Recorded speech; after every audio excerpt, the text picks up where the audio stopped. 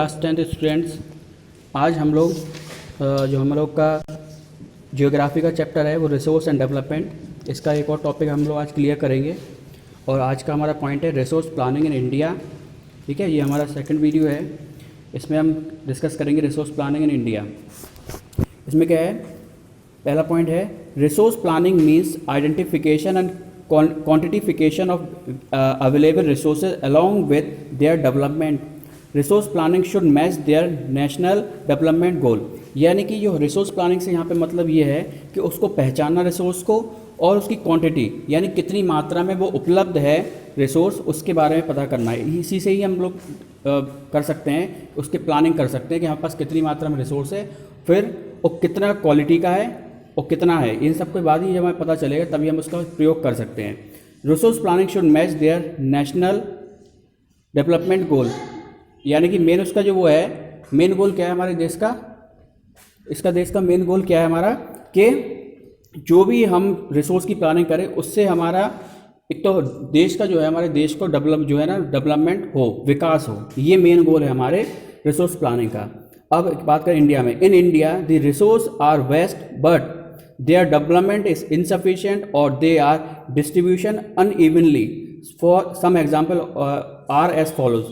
यानी कि इसमें ये बता रहे हैं कि हमारे इंडिया की बात करें, इंडिया में क्या है, रिसोर्सेज बहुत है लेकिन उसका डेवलपमेंट है वो कैसा, इनसफिशिएंट है। क्यों है?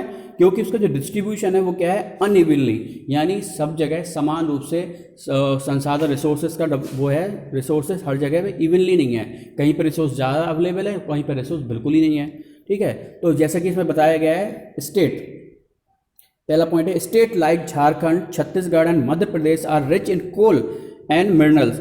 यानी कि जो झारखंड, छत्तीसगढ़ और मध्य प्रदेश हैं उनमें जो हमारा कोयला है वो सबसे ज़्यादा है, but lack of technologically and institutional support. लेकिन वहाँ पे टेक्नोलॉजी का और इंस्टीट्यूट का सपोर्ट क्या है, कम है। यानी कि वहाँ पे इतना डेवलपमेंट नॉर्मल जैसे पुराने टाइम से कोल माइनिंग हो रही है वैसे ही निकाला जा रहा है, उसकी ऐसा नहीं है कि उसमें कुछ टेक्नोलॉजी यूज़ करके हम अच्छे से अच्छे उसका प्रयोग कर सकें।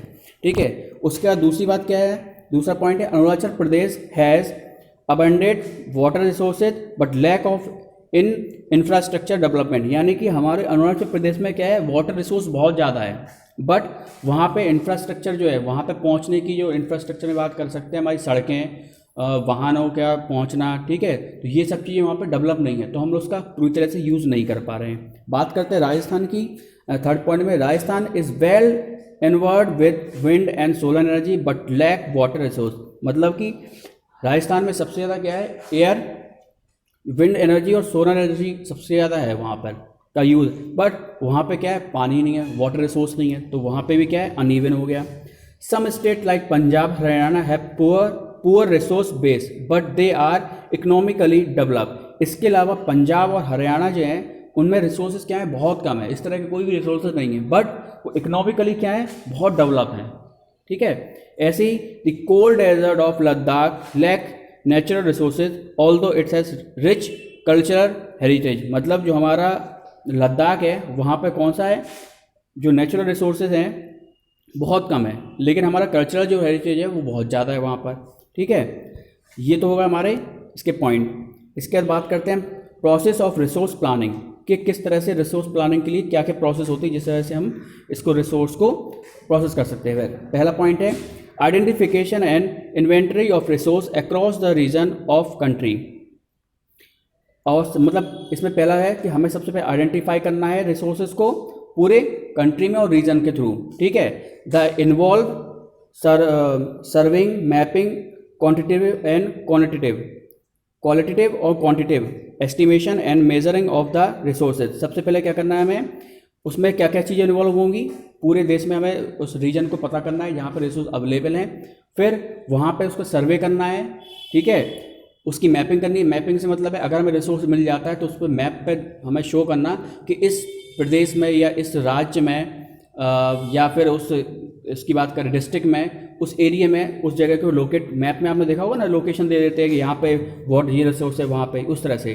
फिर उसकी क्वालिटी बताना है और कितनी क्वांटिटी में है वो हमें एस्टिमेट लगाना है कि अप्रॉक्स इतना। वहाँ तो हम पूरा एक्चुअल तो बता ही सकते हैं कि एक्यूरेट बिल्कुल नहीं बता सकते हैं कि कितना है, पर हम एस्टिमेट लगा सकते हैं लगभग इतने में कि समथिंग हमें यहाँ पे मिल जाएगा resources.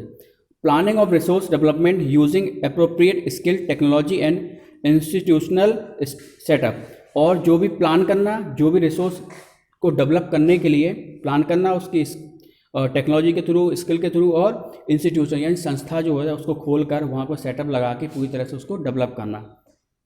And match the resource development plan with overall national development plan, यानी कि जो रिसोर्स डेवलपमेंट हो रहा है उसको तो डेवलप करना ही है, इसके साथ साथ ऐसा डेवलपमेंट करना है कि हमारे देश का भी विकास हो सके, हमारा देश भी डेवलप हो सके। इस तरह से पूरा रिसोर्स की प्लान करना है, ठीक है।